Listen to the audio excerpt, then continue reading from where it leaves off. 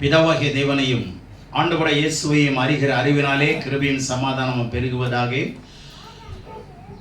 இந்த நாளிலும் கர்த்தருடைய சன்னிதானத்தில் வந்திருக்கிற உங்கள் யாவரையும் இயேசுவின் இன்ப நாமத்தில் வாழ்த்துவதில் மகிழ்ச்சி அடைகிறேன். இந்த செய்தி ஆன்லைன் மூலமாய் கேட்க இருக்கிற தேவனுடைய பிள்ளைகளையும் வாழ்த்துவதில் மகிழ்ச்சி அடைகிறேன். நிச்சயமாக இந்த செய்தி உங்களுக்கு பிரயோஜனமாக இருக்கும் என்று விசுவாசிக்கிறேன். இன்றைய செய்தியின் தலைப்பு God is able to satisfy you. தேவன் உங்களை திருப்தியாக்க வல்லவராய் இருக்கிறார்.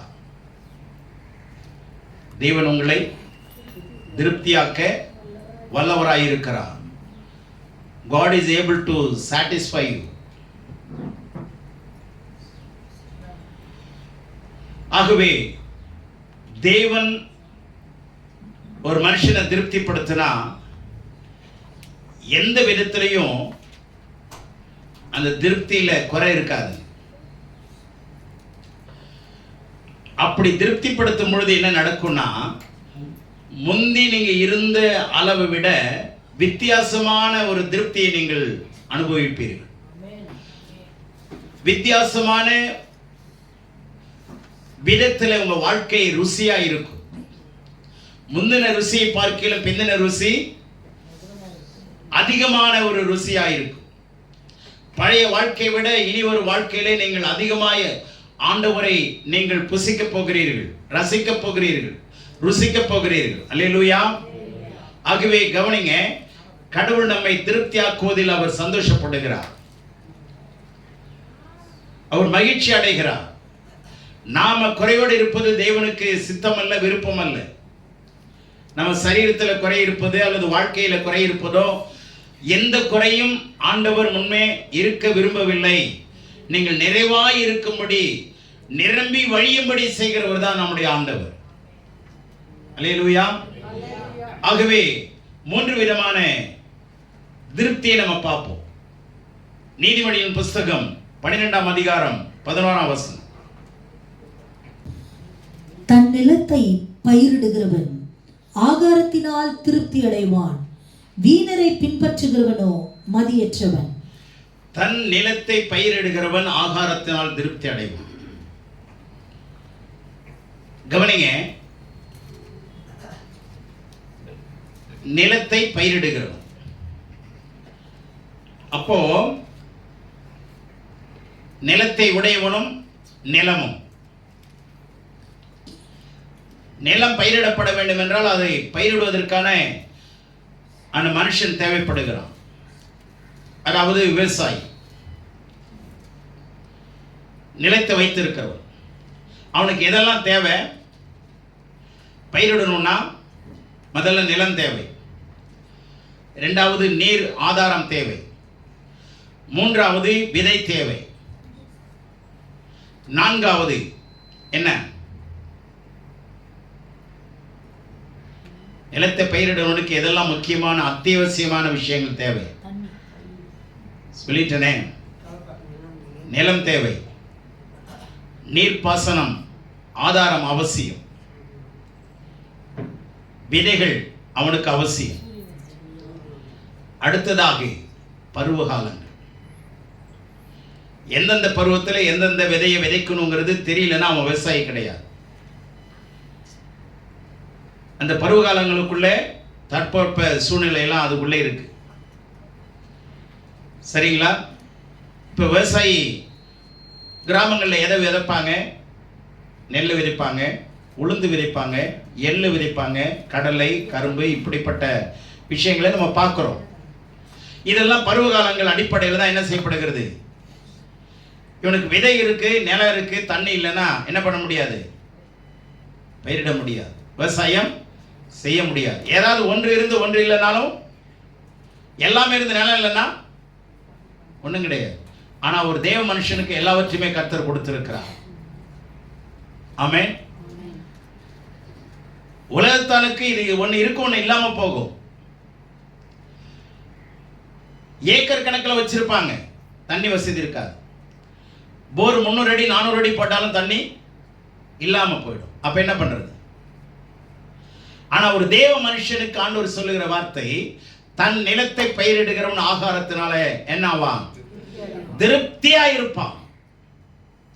அப்போ நிலம் என்ன, அவன் யாரு, அவனுக்கு தேவையானதெல்லாம் என்னென்ன வேதத்தில் இருக்கு. நிலம் என்பது மனிதனுடைய இருதயம். நிலம் என்பது மனிதனுடைய இருதயம். கவனிச்சுட்டே வாங்க. விதை என்பது தேவனுடைய வார்த்தை. விதை என்பது தேவனுடைய வார்த்தை. அந்த விதையை விதைக்கிறவன் தான் அந்த நிலத்தை உடையவன். எல்லாருக்கும் இருதயம் இருக்கும்னு நினைக்கிறேன். இருதயமாகி ஆவி எல்லாருக்கும் இருக்கா? யாரும் இல்லைன்னு சொல்ல முடியுமா? எனக்கு இருதயமாகி ஆவி இல்லைங்க அப்படின்னு சொல்ல முடியுமா? இயேசு ஏற்றுக்கொண்டவங்களும் இல்லாதவங்களும் இருக்குதுங்க. ஆனா உலகத்தான் நிலத்தை பயிரிடுறான், எழுத்தின்படி இருக்கிறது. ஆனா ஆண்டவர் சொல்றாரு, அந்த நிலத்தை ஒருவேளை பயிரிட்டு தரித்திரன் ஆகிறவனும் உண்டு இல்லையா? 100 மூட்டை விதைச்சிருப்பான், 20 மூட்டை கூட அறுக்க முடியாது, மிகுந்த நஷ்டம் அடைவான். அல்லது எல்லாம் விளைஞ்சி அறுக்கு நேரத்தில் மழை வந்து என்ன ஆயிடும்? நஷ்டப்பட்டு போயிடும். ஆனா ஒரு தேவ மனுஷன் விதைக்கிற விதை ஒரு நாள் நஷ்டம் அடையாது. ஆமென். அந்த தேவ மனுஷன் தான் அந்த நிலத்துக்கு சொந்தக்காரன்.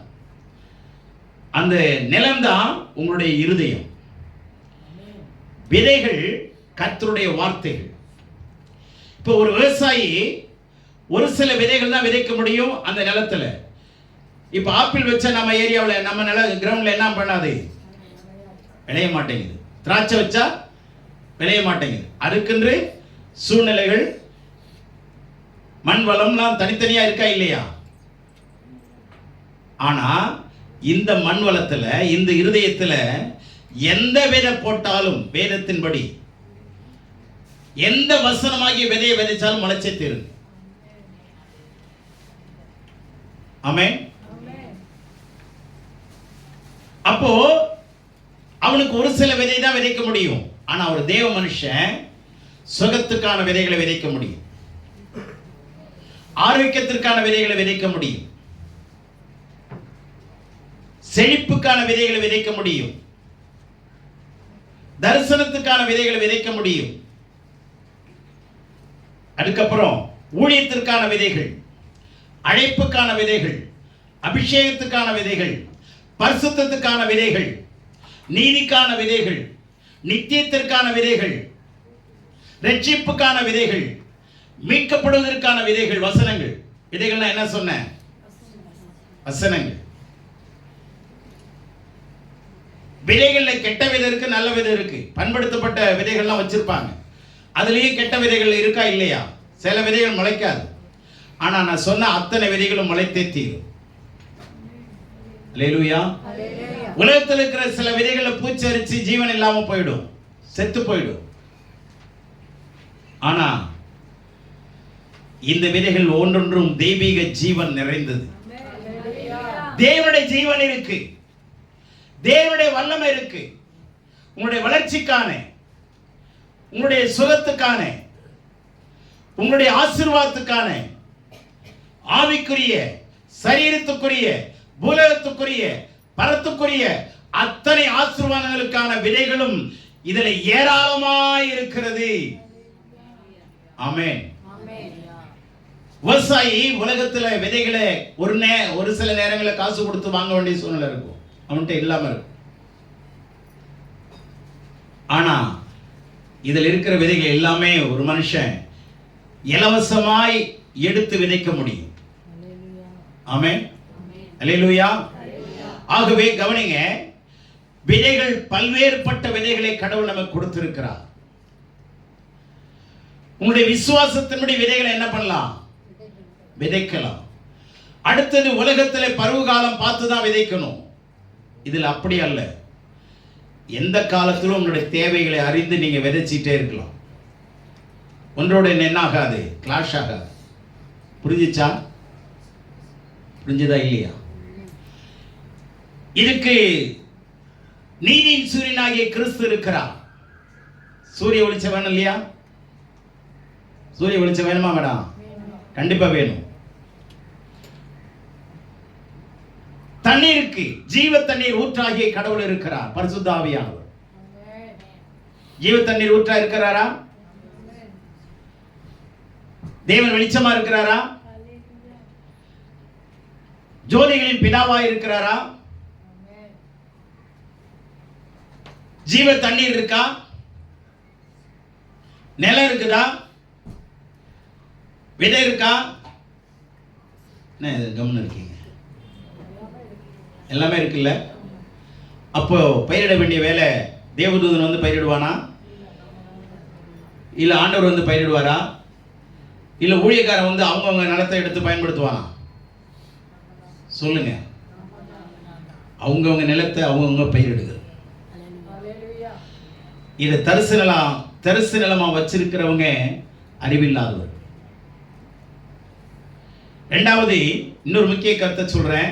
ஒரு மனுஷனுக்கு 1 ஏக்கர் இருக்குதுன்னா அவன் அடுத்த நிலங்களை வாங்காத வரைக்கும் இந்த 1 ஏக்கர் நிலத்தினுடைய எல்லைகள் மாற்றப்படுமா? எல்லைகளை மாற்ற முடியுமா அவனால? முடியுமா? முடியவே முடியாது. 100 ஆண்டு காலம் இருந்தாலும் அந்த எல்லை தான். மற்ற பக்கத்தில் இருக்கிற நிலத்தை வாங்காத வரைக்கும் அப்படியே தானே இருக்கும். ஆனா இந்த நிலத்தினுடைய எல்லைகள் விரிவாக்கப்படும். உங்களுடைய விசுவாசத்தினுடைய இந்த நிலமானது என்ன பண்ணும்? நாளுக்கு நாள் என்ன ஆகும்? எக்ஸ்டெண்ட் ஆகிட்டே இருக்கும். விதைக்க விதைக்க எக்ஸ்டெண்ட் ஆகிட்டே இருக்குங்க. எத்தனை பேர் விரும்புறீங்க, விசுவாசிக்கிறீங்க? புரியுதா? இந்த நிலம் எக்ஸ்டென்சிபிள். ஆமென். என்ன செய்யலாம்? விரிவாக்கப்படக்கூடியது. எவ்வளவு விதைனாலும் விதைச்சிட்டே இருக்கலாங்க. பருவ காலங்கள் அல்ல, நீங்க விரும்புற காலங்கள்ல என்ன பண்ணிடலாம்? விதைப்பும் அறுப்பும் மாறி மாறி வந்துட்டே இருக்கணும். அதான் ஆண்டவர் சொல்றாரு, if you sow sparingly you will reap sparingly.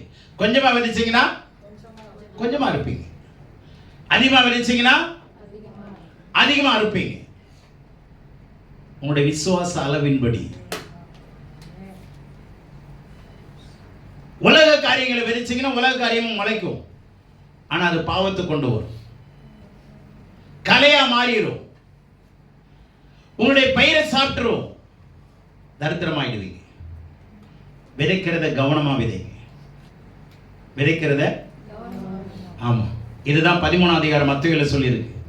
விதைக்கிறவன் விதைக்கிறவனை பத்தி அங்க மிகப்பெரிய ஒரு இல்லஸ்ட்ரேஷன் கடவுள் கொடுக்கிறார். அவன் விதை எடுத்துட்டு போறான், வழி அருகே விழுது கொஞ்சம் விதைகள். அதுக்கப்புறம் கற்பாறையில விழுது. அதுக்கப்புறம் முள்ளுள்ள இடங்களிலே விழுது. அதுக்கப்புறம் நல்ல நிலத்துல போய் விதைக்கிறான். சரிங்களா? நல்ல நிலத்துல விதைக்கிறான். இப்போ வழி அருகே விழுந்த விதைகள் எல்லாம் பறவைகள் வந்து சாப்பிடுறது. கற்பாறையில விழுந்ததெல்லாம் மண் இல்லாததுனால சூரிய வெளிச்சத்தின் உஷ்ணத்தினாலே காஞ்சு போயிருது. முள்ளுகள்ல விழுந்த விதைகள் முள்ளுகளாலே அது முளைச்சி வெளியே வந்து முள்ளுகள் அமுக்க அது என்ன ஆகுது? வளர முடியாம போயிடுது. ஆனா நல்ல நிலத்தில் விதைக்கப்பட்ட விதையோ என்ன ஆகும்? 30 மடங்காகும். 30ஆக இல்ல, 30 மடங்கு, 60 மடங்கா, 100 மடங்கா அது விளையும். அப்ப நல்ல நிலத்தில் விதைக்கப்பட்ட விதைகள். உங்க இருதயமாகிய நிலம் முள்ளுக்காடா இருக்கக்கூடாது.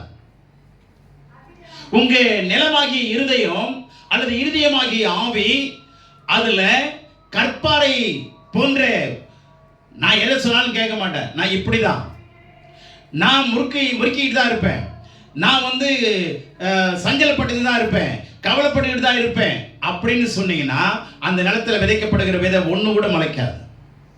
விளங்குதா? உங்களுடைய ஆவியில வழி அருகே விதைக்கப்பட்ட நிலம் போல இருந்தா, விதை போல இருந்தா பறவைகள் வந்து சாப்பிட்டுரும். பறவைகளாகிய பிசாசு அந்த வசனமாகிய விதையை என்ன பண்ணிடுவான்? எடுத்து போட்டுருவான். மறுபடியும் அந்த நிலம் தரிசாக இருக்கும். தரிசு நிலத்தை வைத்திருக்கிறவன் வாழ்வடைய முடியாது. ஆமென். ஆகவே ஆண்டவர் உங்களுக்கு கொடுக்கப்பட்ட நிலம் கொஞ்ச நிலம் மாதிரி நினைக்காதீங்க. இது உலகளவில் பரந்த நிலம். ஆமென்.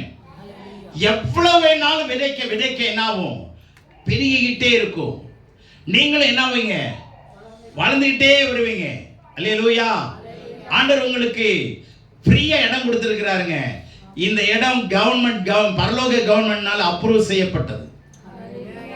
பரலோக கவர்மெண்ட்னால இந்த நிலம் என்ன பண்ணப்பட்டிருக்கு? அதுல ஒரு பெரிய போர்டு ஒன்று எழுதி வச்சிருக்கிறார் ஆண்டவர். இந்த நிலத்துல அத்துமீறி உள்ள வருகிறவர்கள் தண்டிக்கப்படுவார்கள். இந்த நிலம் யாருடையது? என்னுடையது. இந்த நிலத்தை நான் ரத்த சிந்தி வாங்கி வச்சிருக்கிறேன். இந்த நிலம் என்னுடைய ரத்தத்தினாலே மீட்கப்பட்டு வாங்கப்பட்டு உங்களுக்கு கொடுக்கப்பட்டிருக்கிற நிலம். இந்த நிலத்தை அந்நியர்கள் என்ன பண்ண முடியாது? கைவசப்படுத்த முடியாது. ஏன்னா இந்த நிலம் யாருடைய நிலம்? கர்த்தருடைய நிலம். இறுதியமாய் ஆவி என்னது? புரிஞ்சதா? இந்த இறுதியமாகிய ஆவியில கடவுள் உங்களுக்கு விடுதலையை கொடுத்திருக்கிறார். அந்நியனுடைய பங்கு இங்க இருக்கவே முடியாது. ஏன்னா அந்நியன் இந்த நிலத்தில் ஆட்சி செய்து கொண்டிருந்தான். இருள் இருந்தது, பிசாசுடைய போராட்டம் இருந்தது, பாவம் இருந்தது. எல்லாத்தையும் ஒழிச்சு கட்டிட்டு இப்ப வில்லங்கம் போட்டு பார்த்தீங்கன்னா வில்லங்கத்துல எவனும் இருக்க முடியாது. வில்லங்கத்துல எவனுமே என்னுடைய பாத்தி என்னுடைய பங்குன்னு எவனுமே சொல்ல முடியாத அளவுக்கு எல்லா எதிரிகளையும் ஆண்டவர் என்ன பண்ணாரு? சிலுவையில நொறுக்கி நமக்கு சமாதானத்தை கொடுத்து இந்த நிலத்தை ஒன்ட்ட கொடுக்கிறேன், நல்லா திருப்தியா நீ எவ்வளவு நாளும் என்ன பண்ண விவசாயம் பண்ணிக்கோ. தண்ணி நான் தரேன் ஃப்ரீயா, நான் ஒளியா இருக்கிறேன். விதை என்கிட்ட ஆதியம் 1 வெளிப்படுத்தல் 22 கடைசி வரைக்கும் இருக்கு. எவ்வளவு விதைனாலும் நீ என்ன பண்ணுவீங்க? விதைச்சுக்கோ, கவலையப்படாத, நான் உன் கூட இருக்கிறேன். அல்லேலூயா. இதெல்லாம் காசு கொடுத்து வாங்கணுமா விதைகளை? கடவுளுடைய வார்த்தை ஜீவனுள்ள வார்த்தை. யோவான் 6:63 சொல்லுது, நான் சொல்லிய வசனம் ஆவியாயும் ஜீவனாயும் இருக்கிறது.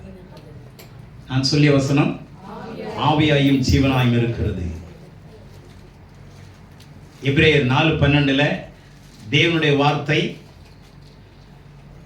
தேவனுடைய வார்த்தையானது கவனிங்க, ஜீவனும் வல்லமையும் உள்ளதாயும் இருபுறமும் கருக்குள்ள எந்த பட்டயத்திலும் கருக்கானதாயும் ஆத்துமாவையும் ஆவியையும் கணுக்களையும் ஊனையும் பிரிக்கத்தக்கதாக உருவ குத்துகிறதாயும் இருதயத்தின் நினைவுகளை வகையறுக்கிறதாயும் இருக்கிறது. இதை விட ஷார்ப்பான ஒரு வார்த்தை, பரிசுத்தமான விதை உலகத்தில் ஒண்ணுமே கிடையாது. ஆமென். உங்க நிலங்கிறது தான் உங்க இருதயம். அந்த நிலத்தை பயிரிட கற்றுக்கொள்ளு. நிலத்தை இலவசமா கொடுத்திருக்கிறார். பயிரிட தெரியாதவன் என்ன பண்ணுவான்? அதையும் அடமானம் வச்சுட்டு போயிடுவான். தெரியுமா? எனக்கு இது என்ன பண்ண தெரியாது, கல்டிவேட்லாம் பண்ண தெரியாது, அதனால அடமானம் வச்சுக்கோ நீ அப்படின்னு அடமானம் பண்ணிட்டு போயிடுவான். இன்னைக்கு உங்க இருதயமாகி ஆவி அடமானத்தில் இருக்கா? இல்லை சுய சுதந்திரத்தில் வச்சிருக்கிறீங்களா? உங்க இருதயமாகி ஆவி எப்படி இருக்கு? விடுதலையா இருக்கா? கட்டப்பட்டிருக்கா? அடமானத்தில் இருக்கா? மறுபடியும் கொண்டு போய் மாறுபடிட்டு வச்சிட்டீங்களா? மறுபடியும் இந்த நிலத்தை கொண்டு போய் மாறுபாடியில் வச்சிங்கன்னா அவன் என்ன பண்ணுவான்? அவன் உங்களத வச்சு அவன் வளர்ந்துக்கிட்டே வரான். புரியுதா உங்களுக்கு? நம்ம நகையை வச்சு அவன் வாழ்றாங்க. காசே இல்லாம எந்த ஒரு பிரின்சிபலும் முதலும் போடாம உங்க நகையை வாங்கி அவன் வச்சு அவன் என்ன பண்றான்? வட்டி கூட்டு அவன் சம்பாதிச்சிட்டு இருக்கிறான். வாழ தெரியாதவர்களாக நாம் இருக்கிறோம். கடவுள் எவ்வளவு பெரிய பொக்கிஷங்களை கொடுத்திருக்கிறார். அவருடைய நீதியை எப்படி தேடணுமா?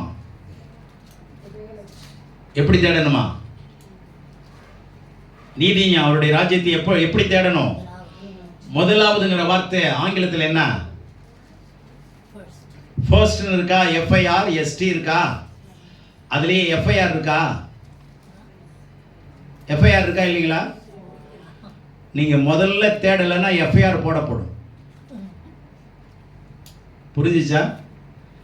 கொண்டு போய் கம்ப்ளைண்ட் கொடுத்தீங்கன்னா ஸ்டேஷனில் என்ன கொடுப்பாங்க? எஃப்ஐஆர் ரிப்போர்ட் கொடுப்பாங்க. ஃபர்ஸ்ட் இன்ஃபர்மேஷன் ரிப்போர்ட்னு பேர். சரியா? அப்படி நீங்கள் இதை வந்து பண்படுத்த தெரியல அப்படின்னா உங்கள் மேலே எஃப்ஐஆர் கேஸ் போடப்படும். நீங்கள் தான் வாதாடணும். வாயாடுவீங்களோ வாதாடுவீங்களோ தெரியாது. வாயாடவும் முடியாது, வாதாடவும் முடியாது. ஏன்னா நிலத்தை கொடுத்தவர் அவரு. அந்த நிலத்தை பண்படுத்துங்க. நிலத்தை பண்படுத்த கடவுள் எசேக்கியேல் சொல்றாரு. நீங்கள் பண்படுத்தப்படுவீர்கள். உங்க நிலத்தை பண்படுத்துங்க. உலகத்தில் சொல்றான் புண்பட்ட மனசை புகை விட்டு ஆத்துன்றான். சரிங்களா? புண்பட்ட மனசை புகை விட்டு ஆத்துன்னு இன்னைக்கு புகை விட்டுக்கிட்டு இருக்கிறான். அதெல்லாம் ஒன்றும் பண்ண முடியாது. கர்த்தருடைய வசனம் தான் உங்களுக்கு ஆகாரம். ஆமென். அதுதான் உங்களுக்கு ஜீவனுள்ள விதைகள். இப்போ நீங்க ஒரு மாம்பழத்தை சப்பி போட்டுட்டு தூக்கி போட்டுருங்க அந்த கொட்டையை. 6 மாசம் கழிச்சு நல்ல வெயிலையும் மழையிலையும் காஞ்சி கீஞ்சி அந்த கொட்டையை திரும்பி மண்ணுக்குள்ள வைங்களேன், முளைச்சிடும். அதனுடைய ஜீவன் எங்க இருக்கு? அந்த விதைக்குள்ளே மறைஞ்சிருக்குங்க. ஆண்டவர் எப்படி பாருங்க, சதை. சரிங்களா? அதுக்கப்புறம் ஓடு இருக்கா? அதுக்குள்ள விதை இருக்கா? இந்த 3 எடுத்துங்க. இந்த சதை தான் நம்முடைய சரீரம், அந்த ஓடு தான் ஆத்துமா, அது உள்ள இருக்கிற விதை தான் உங்க ஜீவன். புரிஞ்சா? இவ பச்சையா இருக்கிற மாங்காயை எடுத்து தோலை உரிக்க முடியுமா? தோலை சீவதான் முடியும். தோலை உரிக்க முடியுமா? முடியவே முடியாது. எப்ப தோலை உரிக்கலாம்? பழுத்தாதான், முதிர்ச்சி அடைஞ்சாதான். நீ நிறைய பேருடைய தோல் அப்படியே இருக்கு, பச்சையாவே இருக்கு. சீவ வேண்டியதா இருக்கு. சீவுனா பழுக்காதுங்க. பச்சை மரத்து காயை என்ன பண்ணிட்டீங்க? சீவினா என்ன பண்ணாது? பழுக்காது. அப்ப பழுக்க வச்சு தோலை என்ன பண்ணலாம்? கையிலே உரிச்சிடலாம். இன்னைக்கு தோல் உரிக்கப்படாத விசுவாசிகளா நாம் இருக்கிறோம். ஏன்? காயாவே 10 வருஷமா காய் காய்ச்ச காய் ஒண்ணுமே மாறாது, அப்படியே இருக்கு. பழுத்தாதான் தோல் உரிக்க முடியும். நீங்க வசனத்தை உட்கொண்டாதான் உங்க தோல் உரியும். ஜாதிங்கிற தோல்,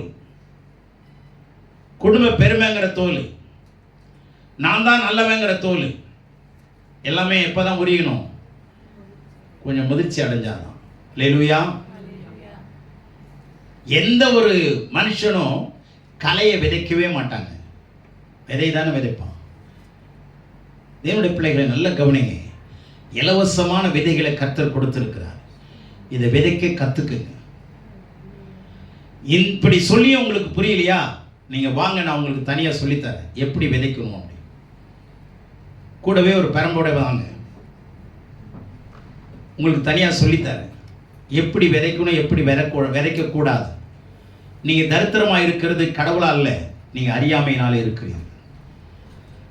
அறியாமை விட்டு விலகுங்கள், பேதமை விட்டு விலகுங்கள். அப்பொழுது நீங்கள் வாழ்வீர்கள். Depart from the ignorance and you shall live. எப்படி நிலத்தை பயிரிட தெரியலன்னு சொன்னா நிலத்தை வச்சிருக்கிறவன் எப்படிங்க அவன் ஆசீர்வாதமா இருப்பான்? வேதம் சொல்லுகிறது, தன் நிலத்தை பயிரிடுகிறவன் ஆகாரத்தினால் திருப்தி அடைவான். நீ கொஞ்சமா விதைச்சனா கொஞ்சமா அறுப்ப, அதிகமா விதைச்சனா பல டிபார்ட்மெண்ட் இருக்குங்க வேதத்துல. அல்லது உங்களுக்கு தேவையான, எனக்கு தேவையானது. திருமண பாக்கியத்திற்கான வசனம் இருக்கு, விதைகளை விதைங்க. குழந்தை பாக்கியத்திற்கான விதைகளை விதைங்க. சரீர சுகத்துக்கான விதைகளை விதைங்க. நம்முடைய ஆத்மா குணப்படணும், அடுக்காக மனம் மாறணும், குணம் மாறணும். ஒவ்வொரு விதையும் இருக்கா இல்லையா? மனமாற்றத்துக்கு விதை இருக்கா? வசனம் இருக்கா? குணமாற்றத்திற்கு வசனம் இருக்கா? ஒழுக்கத்துக்கு இருக்கா? டிசிப்ளினுக்கு இருக்கா இல்லையா? டிசிப்ளின் இல்லை அப்படின்னா உங்க வாழ்க்கையில நிச்சயமா அந்த விதை ஆசீர்வாதமா மாறாது. எந்த இடத்துலயும் டிசிப்ளினா இருக்க பாருங்க. அதுக்கு முக்கியம் நேரம் தாங்க. நேரம் தவறி ஒரு விதை விதைச்சா முளைக்குமா? பருவகாலங்கள் மாறி வச்சா விளைக்காது. அல்லது சூழ்நிலை அது தட்பவெப்பநிலை மாறிடும். மழை பெய்யுற நேரத்தில் நீங்கள் கொண்டு போய் போட்டிங்கன்னா முளைக்காது, அழுகிடும். காலங்கள் ரொம்ப அவசியங்க. காலங்கள் மனுஷனுக்கு காலங்கள் ரொம்ப ரொம்ப அவசியம். நேரங்கள் ரொம்ப ரொம்ப அவசியம். இந்த நேரத்தையும் காலத்தையும் அறியலைன்னா நீங்க ஐஸ்வர்யமாய் கிறிஸ்துவுக்குள்ளே மாற முடியாது, தேர்ச்சி அடைய முடியாது, வளர்ச்சி அடைய முடியாது. ஒரு மனுஷன் சொல்றான், ஒரு தோட்டக்காரனை பார்த்து சொல்றான், ஐயா நீங்க வைக்கிற மரம்லாம் எவ்வளவு வேகமா வளருதுங்க, எப்படிங்க இது அப்படின்னு கேட்கிறான். அதுக்கு அவன் சொல்றான், இந்த மரத்தை எல்லாம் கட்டாயப்படுத்தி வளரு வளரு வளருன்னு நான் சொல்றது இல்லை, நான் ஃபோர்ஸ் பண்றது இல்லை. அதனுடைய வளர்ச்சிக்கு தடையா இருக்கிறதெல்லாம் நான் எடுத்துக்கிட்டே இருக்கிறேன், அது வளருதுன்றான். எத்தனை பேருக்கு புரியுது?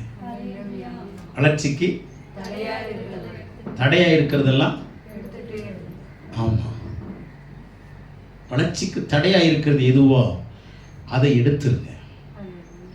Remove the barriers, remove the அப்டக்கிள்ஸ். தன்னால் அது வளரும். அது தெரியாம மரத்தை போட்டு அசைச்சிக்கிட்டுலாம் இருந்த வேலை ஒன்றும் ஆகாது. வளர்ச்சிக்கு தடையா இருக்கிறதெல்லாம் எடுங்க. இப்போ உதாரணமா தென்னை மரத்தை பனை மரத்தை எடுத்துங்களேன், கழிப்பாங்க. தென்னை மரத்தையும் பனை மரத்தை என்ன பண்ணுவாங்க? தேவையில்லாத மட்டையெல்லாம் கழிச்சிட்டு அதுக்கப்புறம் பாலையோட இணைஞ்சி ஒரு ப்ரௌன் கலர்ல ஒன்று பட்டையா இருக்கும். என்ன தெரியுமா? அதுக்கு பேர் என்னது? பன்னாடை எடுத்தாதான் பொன்னாடை கிடைக்கும். புரிஞ்சிச்சா? நம்மளை சுத்தி வளைச்சி வச்சிருக்குங்க, அது டைட்டா இருக்கும். அதெல்லாம் கத்தி வச்சு என்ன பண்ணுவாங்க? அந்த பன்னாடைய எடுத்தாதான் அது வளரும். எல்லாத்தையும் கிளியர் பண்ணுவான், எல்லாத்தையும் அதை வந்து சீவீஸ் விட்டுருவாங்க, ஒரு குருத்தை மாத்திரம் விட்டுருவாங்க. அப்புறம் பாருங்க அந்த மரம் கட கட கடன்னு வளரும். புரிஞ்சிச்சா? அப்போ நமக்கு தேவையில்லாத சிந்தனைகள், தேவையில்லாத கிரியைகள், தேவையில்லாத ஐக்கியம், தேவையில்லாத மக்களோடு சேர்ந்து நம்ம வாழ்றது, சடங்குகள் சம்பிரதாயத்தை சேர்த்துக்கிறது, சத்தியத்தை ஒதுக்கிறது, இந்த பன்னாடையெல்லாம் என்ன ஆகணும்? சொல்லுங்களேன். பன்னாடைகளை என்ன பண்ணணும்? வார்த்தையை சொல்லுங்க. ஆமா, எத்தனை பேர் உள்ள இந்த பன்னாடை இருக்குதுன்னு கவனிங்க. அதெல்லாம் என்ன பண்ணுங்க? கழிச்சு விடுங்க. அதுக்கப்புறம் அதனுடைய வளர்ச்சியினுடைய வேகத்தை பாருங்க. புரிஞ்சிச்சா? கோபம் வந்துடுச்சுன்னா கெட்ட கோபம் வரும், வாயில என்ன வருதுன்னு தெரியாது. பன்னாடை. புரிஞ்சிச்சா? ஆமா, நான் வெள்ளை உடுத்திருக்கிறேன்னு பார்க்குறேன், பைபிளை எடுத்துட்டேன்னு பார்க்குறேன். நான் பழைய ஆளாக இருந்தா என்ன பண்ணுவேன்னு தெரியாது, கிழிச்சிருவேன், தாராக கிழிச்சிருவேன். அது எப்போ? ரட்சிக்கப்பட்ட பிற்பாடு. அப்போ இன்னும் பண்ணாட என்ன ஆகலை? கழிக்கலன்னு அர்த்தம்.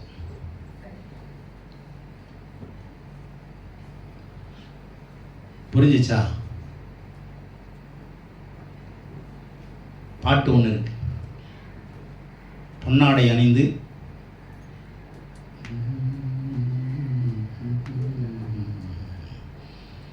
ஒரு பாட்டு என்ன இருக்கு,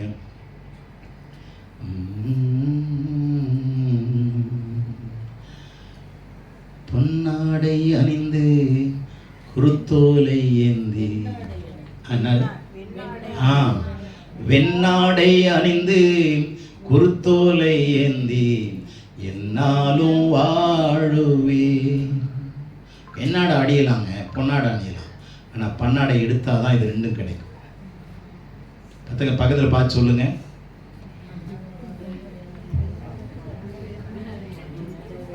வெண்ணாடு அடிக்கிறது பெருசு இல்லைங்க, பண்ணாடையை களையணும். புரிஞ்சிச்சா? தேவையில்லாதவைகளை அகற்றி விடுங்கள். Remove the barriers. களைகளை எடுத்துருங்க. பயிர் தன்னால் வளரும். தன் நிலத்தை பயிரிடுகிறவன் ஆகாரத்தினால் திருப்தி அடைவான். புரிஞ்சிச்சா? உங்கள் நிலத்தை பயிரிடாமல் வச்சுருந்தீங்கன்னா கடவுள் பொறுப்பு கிடையாது, ஊழியக்காரன் பொறுப்பு கிடையாது, நீங்கள் ஒவ்வொருத்தரும் தான் பொறுப்பு. உங்களை நம்பி இந்த இடத்தை, உங்கள் நிலத்தை மீட்டு கொடுத்துருக்கிறார். உங்களை நம்பி கர்த்தர் என்ன பண்ணியிருக்கிறார்? நிலத்தை மீட்டு கொடுத்திருக்கிறார். இதை வச்சு பயிரிடுகிறவன் புத்திசாலி. இதை வச்சு நான் இன்னமும் குறைவுள்ளவளா இருக்கிறேன்னா பிரச்சனை நம்ம கிட்ட தான். இவ வாழ்க்கையில அநேக குறை இருக்கு. காரணம் என்ன? விதைக்க தெரியல, பயிரிட தெரியல, தண்ணி பாய்ச்ச தெரியல. தண்ணி 1 மணிக்கு தான் உங்களுக்கு டர்ன் வரும், பக்கத்தில் 11 மணிக்கு வரும். 2 மணி நேரத்துக்கு அப்புறம் உங்களுக்கு தான் அடுத்த டர்ன். நைட்டு 12:45 நீங்க அங்க இருக்கணும் உங்க நிலத்தில். புரிஞ்சிச்சா? அப்புறம் 1 மணிக்கு தண்ணி என்ன பண்ண முடியும்? அவன் நிலத்திலிருந்து மாற்றி உங்க நிலத்துக்கு வர முடியும். டைம் மேனேஜ்மெண்ட் ரொம்ப முக்கியம். டைமை தவறினீங்கன்னா உங்க ஆசீர்வாதம் தவறிடுங்க. இதை நல்லா புரிஞ்சுக்க. பேசிக்கே என்னதான், ஸ்கூலுக்கு என்ன பண்ணுவோம்? மணி அடிக்கிறதுக்கு முன்னாடி கொண்டு போய் உள்ள விட்டு ஓடியாரமா? இந்த ரெண்டையும் இழுத்துட்டு ஓடுவோம் பாருங்க. 1ஆம் கிளாஸ் எல்கேஜி யூகேஜிக்கு அது பைய தூக்கியும், இது பின்னாடியே செஞ்சுக்கிட்டே ஓடும். இது பைய அது தூக்கும், இதை இழுத்துக்கிட்டு ஓடும். அது அழுதுகிட்டு ஓடும், இது செஞ்சுக்கிட்டே ஓடும். ஏன்னா இது உதப்படுறது தெரியாது. அது அழுதுகிட்டே ஓடும். சீக்கிரமா சீக்கிரமானு இழுத்துட்டு ஓடும். ஏன்னா டைமுக்குள்ள ஓடிடணும். அப்படி டைம் கான்சியஸா இருக்கிறோம். ஆனா வேதத்தை படிக்கிறதுல, ஜெபம் பண்றதுல, சர்ச்சுக்கு வரதுல டைம் கான்சியஸ் இருக்கா? கொஞ்சம் யோசிச்சு பாருங்க. ஒரு ஃப்ளைட்டுக்கு போகணும்னா 3 மணி நேரம் முன்னாடி போகணுங்க. அங்கே இருக்கிற செக்கிங்லாம் போயிட்டு உள்ளே போகிறதுக்கு 3 மணி நேரம் அவன் எடுக்கிறான். தேவனுடைய பிள்ளை அங்கெல்லாம் நம்ம கரெக்டாக போகிறோம். ஆனால் கடவுளுடைய காரியத்தில் மாத்திரம் நீங்கள் லேட்டாக வரீங்கன்னா நீங்கள் விதைக்க தவறுறீங்கன்னு அர்த்தம். டைம் கான்சியஸ் இல்லை அப்படின்னா உங்கள் விதை என்ன ஆகாது. மற்ற நிலத்தில் நீங்கள் எப்படியாவது ஏமாத்தி பண்ணலாம். ஆனால் இதில் என்னவே பண்ண முடியாது. நேரடியான பார்வை யாருது? கர்த்தருடைய. ஆமென். தம்முடைய வல்லமை விளங்க பண்ணும்படி நீங்க போடுற விதையை விளங்கணும், வளரணும், செழிப்பா இருக்கணும், காய் காய்க்கணும், பூக்கணும், காய்க்கணும், பழுக்கணும், கனி கொடுக்கணும். இது மேலே கர்த்தர் கண்ணை வைத்துக் கொண்டே இருக்கிறார். நீங்க எப்படி விதைக்கிறீங்க? உங்களுடைய பிரயாசத்தின் பலனை கர்த்தர் உங்களுக்கு கொடுக்கும்படி அவருடைய கண்கள் பூமி எங்கு உலாவிக் கொண்டிருக்கிறது. ஆமென். உத்தம இதயத்தோடு இருக்கிறவர்களுக்கு, உங்க இருதயத்துல விவசாயம் பண்றவங்களுக்கு உங்க பலனை கடவுள் கொடுக்க முடியாத ஒரு உண்மையுள்ளவராய் இருக்கிறார். உங்க மேல கண்களை வைத்துக் கொண்டே இருக்கிறார். வாரத்துக்கு ஒரு முறை தான் பைபிள் வாசிக்கிறேன், வாரத்துல 2 முறை தான் பைபிளை எடுக்க முடியுது. சில பேருக்கு பைபிளை எடுக்க நேரமே இல்லை. வாரத்துக்கு வாரம் நிலத்தை பயிரிட தவறுறீங்க. கண்டிப்பா கணக்கு கொடுத்தாகும். இந்த நிலம் கர்த்தருடையது. இந்த நிலத்தை இஷ்டப்படி நீங்க ஹேண்டில் பண்ண முடியாது. சட்டங்கள் இருக்கு. ஆமென். 2வது அதே 12ஆம் அதிகாரம், நீதிமொழி 12ஆம் அதிகாரம் 11 பார்த்தோம். இப்பொழுது 14 பாருங்க. அவனவன் தன் வாயின் பலனால் திருப்தி அடைவான். இப்ப கவனிங்க. 2வது ஆகாரத்தை கொண்டு வந்து வச்சாச்சு. வாயின் பலனால் திருப்தி அடைவான்.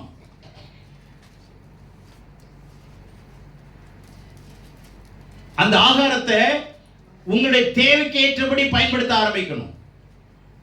வயிறு பிரச்சனையா இருந்தா பேண்டி போடணும். சரிங்களா?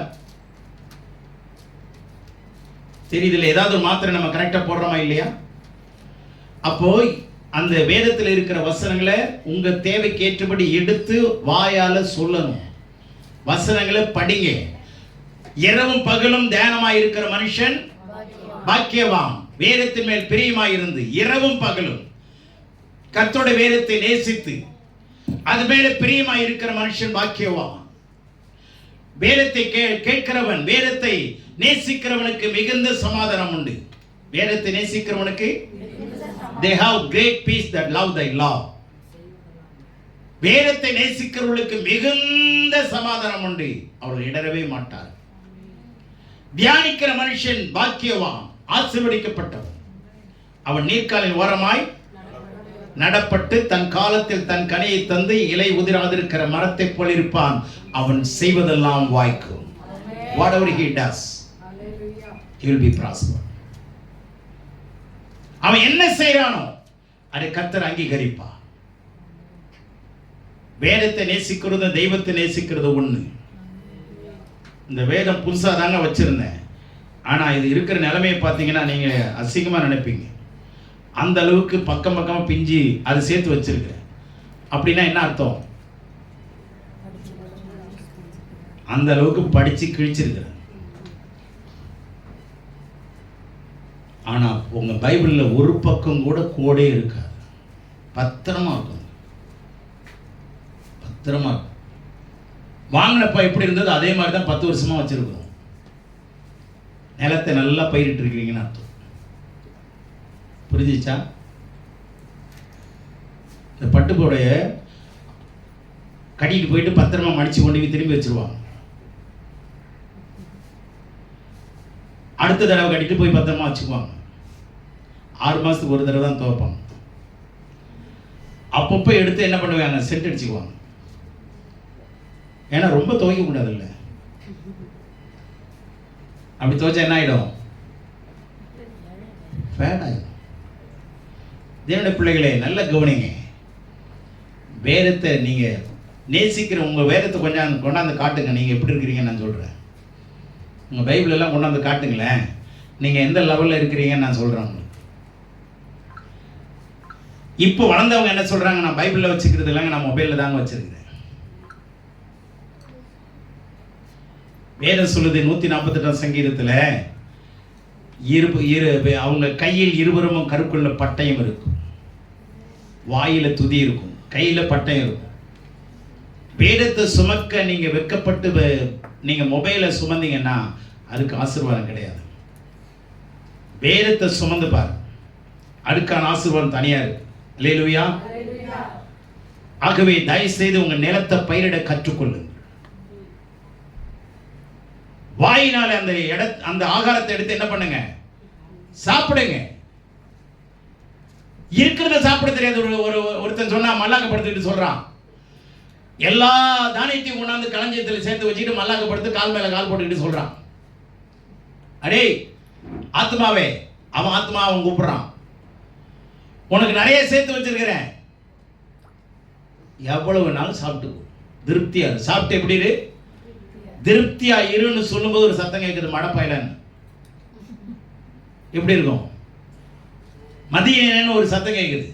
என்னன்னு கேட்டா, இன்னைக்கு உன் ஆத்மா உன்னை விட்டு எடுத்தாச்சுன்னா எங்கடா போய் என்ன சாப்பிடுவேன்னு கேட்கிறாரு ஆண்டவர். ஏன் அப்படி கேட்டாரு தெரியுமா? ஏன் கேட்டாரு? அர்த்தம் தெரியலையா நான் சொன்னது? இல்ல பைபிள் படிக்கலையா? ஆத்மாவை பார்த்து சொல்றான், உனக்கு நிறைய சேர்த்து வச்சிருக்கிற களஞ்சியத்துல வருஷ கணக்கா நீ படுத்துக்கிட்டே என்ன பண்ணலாம், சாப்பிட்டுக்கலாம் அப்படின்னு சொல்லும் போது மதிகடனேன்னு ஒரு சத்தம் வருது. ஏன் அப்படி சொன்னாரு?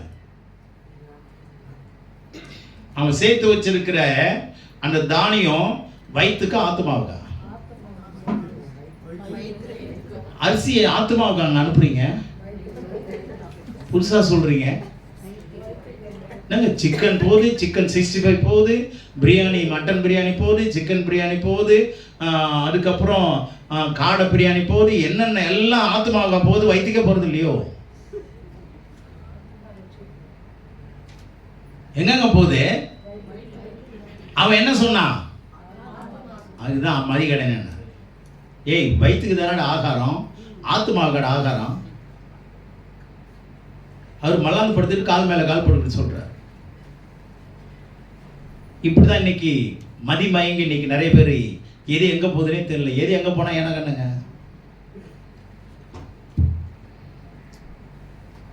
எந்த கவலையும் கிடையாது. தேவனுடைய பிள்ளைகள் எல்லாம் கவனிங்க. நம்ம சிக்கல்ல மாட்டிக்கொள்றோம். என்னன்னா வேதத்தை சரியா அறியாததுனால. ஆனா வேதம் சொல்லுகிறது, அறியாமையினாலே ஜனங்கள் சங்காரமாகிறார்கள். lack of knowledge people are perishing. என்னை அறிகிற அறிவில்லாதனாலே நீங்கள் சங்காரமாகிறீர்கள். ஏன் தரித்திரமா இருக்கிறீங்க? ஏன் பலவீனமா இருக்கிறீங்க? ஏன் அடிக்கடி சோர்வு வருது? ஏன் அடிக்கடி பலவீனம் வருது? ஐயோ வயிற்று வலி, ஐயோ கிட்னி கல்லு. கிட்னில தான் கல்லுனா இப்போ பித்தப்பையில கல்லுன்றான். இப்போ அடுத்தது எங்க பார்த்தாலும் பிரச்சனை, எங்க பார்த்தாலும் வியாதிகள். அதுக்கேற்ற மாதிரி மெஷின் கண்டுபிடிச்சு வச்சிருக்கிறான். நீ எக்ஸ்ரே வேணுமா, ஸ்கேன் வேணுமா, அதை விட சிடி ஸ்கேன் வேணுமா, எது அட்வான்ஸா போயிட்டே இருக்கிறான். எவ்வளவு ஹாஸ்பிட்டல் இருக்கு அவ்வளவு ஹாஸ்பிட்டல் இருக்குங்க. நம்ம ஊர்ல எண்ணி பாருங்களேன், 50 ஹாஸ்பிட்டல் இருந்தா 50 ஹாஸ்பிட்டல் இருக்கு. அவன் கரெக்டா வைக்கிறான். இவன் திருட்டு எங்க தான் வருவான்? நம்ம கிட்ட தான் வந்தாங்கன்னு தெளிவா இருக்கிறான் அவன். அவன் திருட்டு சர்ச்சுக்கு வர மாட்டேன்றானே, அங்க ஜெபம் பண்ண சோமா ஒன்று தெரிய மாட்டேங்குது. தேவனுடைய பிள்ளைகள் எல்லாம் கவனிங்க. ஆகாரத்தை சரியா சாப்பிடுங்க. தேவனுடைய வசனத்தை. தேவனுடைய வசனம் தான் ஆகாரம். ஆமென். வாயினால திருப்தி அடைவான். வாயின் பலனால என்ன பண்ணப்படுவான்? சொல்லுங்க. வாயின் பலனால திருப்தி அடைவான். அடுத்தது 18ஆம் அதிகாரம். சரி, இன்னொரு வசனத்தை பாருங்க. எரேமியா 31:14 படிங்க.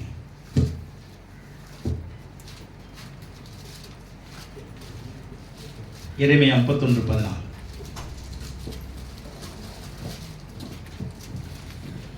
ஆசாரியனின் ஆத்துமாவை கொழுமையானவைகளினால் பூரிப்பாக்குவேன்.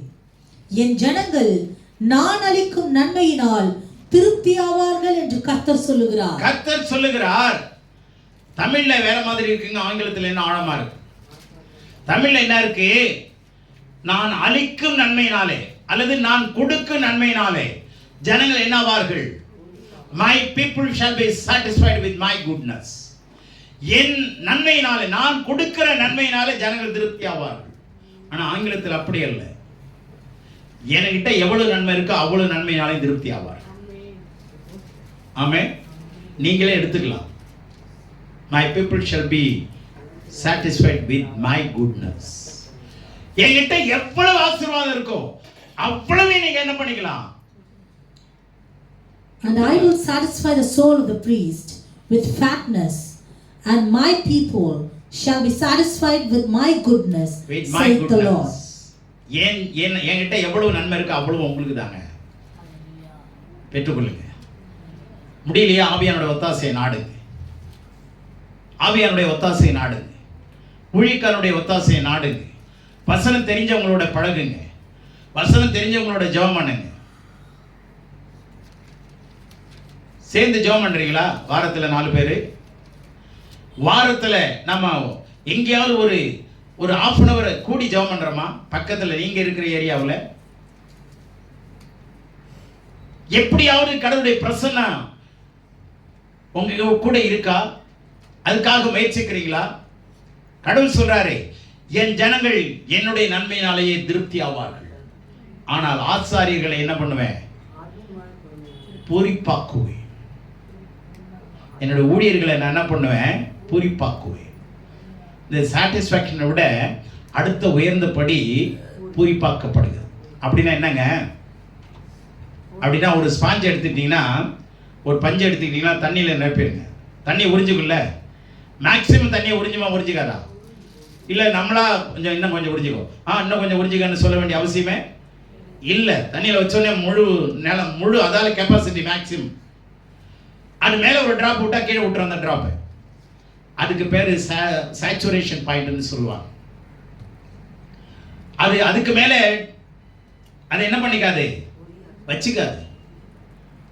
அந்த அளவுக்கு இருக்கிற விஷயம் தான் சாட்டிஸ்ஃபேக்ஷன். சாட்டிஸ்ஃபேக்ஷனுக்கு நெக்ஸ்ட் ஹையர் லெவல் என்ன? சேஷியேஷன். SATIATION. சேசியேஷன். ஆண்டவர் அதுக்கு மேல பொறிப்பாக்குவார். ஊழியக்காரர்ல ஜனங்களை திருப்தி ஆக்குவார். வாயின் பலனால் நீங்கள் திருப்தி ஆவீர்கள். நீங்க வசனத்தை பேசுனீங்கன்னா வசனத்தில் இருக்கிற ஆசீர்வாதம் உங்களுக்கு உண்டாகும். வசனத்தையே பேசி உட்கார்ந்துருந்தீங்கன்னா என்ன பண்றது? உன்னை கட்டினதுனால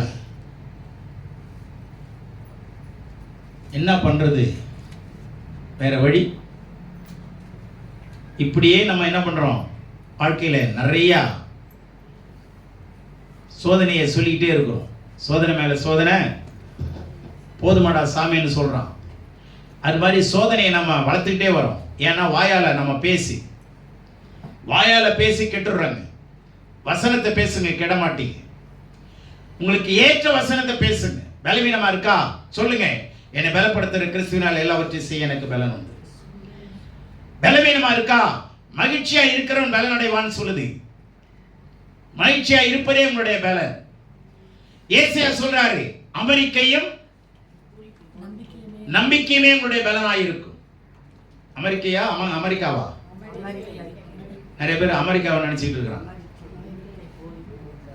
அமெரிக்கைனா குவைட்னஸ், அமைதியா இருங்க, ஒன்னும் பதறாதீங்க, ஒன்னும் கடவுள் கைவிட மாட்டார்.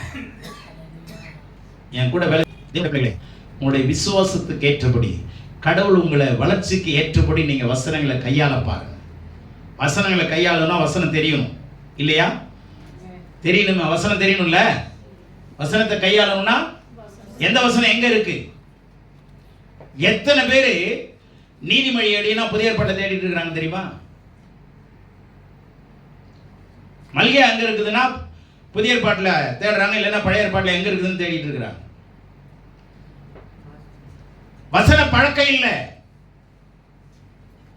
வசனத்தை சரியா பேச தெரியல, சொல்ல தெரியல, படிக்க தெரியல. வசனத்துல பழகுங்க. கடவுளோடு பழகிறது ஈஸி. வசனத்தோட பழகிறதும் சொல்லுங்க, நல்லா சொல்லுங்க, வாயை திறந்து சொல்லுங்க. வசனத்தோட பழகிறதும் கடவுளோட பழகிறது ரெண்டு ஒண்ணுங்க. வசனம் உங்க கையில கொடுத்திருக்கிற வசனத்தோட பழக தெரியலனா கடவுளோடு பழக தெரியாதவங்க. அப்ப அவங்க கூட யார் தான் கூட கை கொடுத்திருக்கிறாங்க? பல நாள் பிசாசோட தான். அப்புறம் ஏன் பலவீனம் வராது? அப்புறம் ஏன் சுகவீனம் வராது? வசனத்தோட பழக கத்துக்குங்க. வேதத்தோட பழகுங்க. வேதத்தை நேசிக்கிறவர்களுக்கு மிகுந்த சமாதானம். எவ்வளவு சமாதானம்? ஆமா, எவ்வளவு நேரம் இதை வாசிக்கிறீங்களோ அவ்வளவு தூரம் உங்களை ஆசீர்வதிப்பா. எவ்வளவு தூரம் இதை கனம் பண்ணீங்களோ கர்த்தர் உங்களை கனம் பண்ணாம இருக்கவே மாட்டார். எப்படியாகிலும் வேதத்தை நீங்க படிக்க தெரியலன்னு இன்னைக்கு காதுல கேட்கக்கூடிய இன்ஸ்ட்ருமெண்ட் எல்லாம் வந்துருச்சு. ஆடியோ பைபிள் இருக்கு. அந்த ஆப்பை எடுத்து போட்டுட்டீங்கன்னா நீங்க பாட்டுல வசனம் பேச கேட்டுக்கிட்டே இருக்கலாம். வசனத்தை அது பேச நீங்க கேட்டுக்கிட்டே இருக்கலாம். எவ்வளவு அட்வான்ஸ்மெண்ட் இருக்குங்க. யூஸ் பண்ணுங்க. வசனம் தெரியாதுன்னு சொல்லவே முடியாது. ஆனா எந்த அளவு நீங்க நேசிக்கிறீங்களோ அந்த அளவு ஆண்டவர் உங்களை நேசிப்பா. எதை கையில இருக்கிற வேதத்தை நேசிக்க தெரியலனா தூரத்தில் இருக்கிற கடவுளை எப்படிங்க நேசிப்பீங்க? அதான் வேதம் சொல்லுது. கண்ணால பார்க்கிறவன் சகோதரனை நேசிக்க தெரியல, காணாத தெய்வத்தை நீ எப்படிங்க நேசிப்பீங்க? கண்ணால பார்க்கிறவன் அக்கா தங்கச்சி அண்ணன் தம்பி உறவுகளை நேசிக்க தெரியல, உறவுகளுக்குள்ளே உரசல் இருக்கு, உறவுகளுக்குள்ளே நிம்மதி இல்லை அப்படின்னா you are not fit to be a believer. சமாதானமாக இருங்க, சமாதானமாக இருங்க, சந்தோஷமாக இருங்க, சந்தோஷமாக இருங்க. மறுபடியும் உங்களுக்கு சொல்லுகிறேன். ஆமென். இது குறித்த வசனம் நிறைய இருக்கு, அதை சொல்ல. அதனால வாயில உங்களுடைய நிலத்தை என்ன பண்ணுங்க? பயிரிடுங்க. எப்படி வேணாலும் ஆல்டர் பண்ணிக்கலாங்க அந்த நிலத்தை. ஏன்னா தண்ணி அவர் தான் கொடுக்க போறாரு. இப்படிதான் தண்ணி வரணும்னு அவசியம் இல்லை. மேலிருந்து தண்ணி வர்றதுக்கு என்னத்துக்கு பிரச்சனை? வரப்பு கட்டணும், அப்படி கட்டணும்னு அதெல்லாம் கஷ்டப்படணும்னு அவசியம் இல்லை. ஆண்டவர் நோவாம நோம்பு கும்பிட வச்சிருக்கிறாரு. முன்னாடி நீ பாடுபட்டுக்கிட்டு இருந்த, பலி செலுத்தின, ஆடை வெட்டின, கோழியை வெட்டின, இப்பெல்லாம் இல்லை, நானே வெட்டப்பட்டுட்டேன் உனக்காக. இப்படி சந்தோஷமா இல்லையே சொல்லுமா? உனக்காக நானே வெட்டப்பட்டுட்டேன். நீ பலியிட வேண்டிய அவசியம் இல்லை. இதை விசுவாசித்தால் போதும். நீ விசுவாசி, அது போதும். அதாங்க பிரச்சனையாக இருக்கும். என்னுடைய பிள்ளைகளே, நான் கொஞ்சம் உண்மையா சொல்றேன். இந்த வாரத்தில் கொஞ்சம் நீங்க தீர்மானமா இந்த வேதத்தை நான் அதிக நேரம் படிக்க போறேன், என்னால முடிஞ்ச அளவுன்னு சொல்லுங்க. நான் சொல்லித்தரத்துக்கு பாடமும் எடுக்கிறேன். ஆமென்.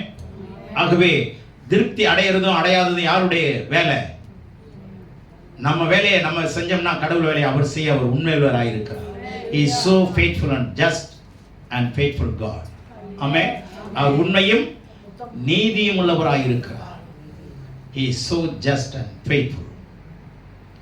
He is so majestic and terrible God. Hallelujah. ஆகவே தேவன் தாமே நம்மை ஆசீர்வதிப்பாராக. ஆமென்.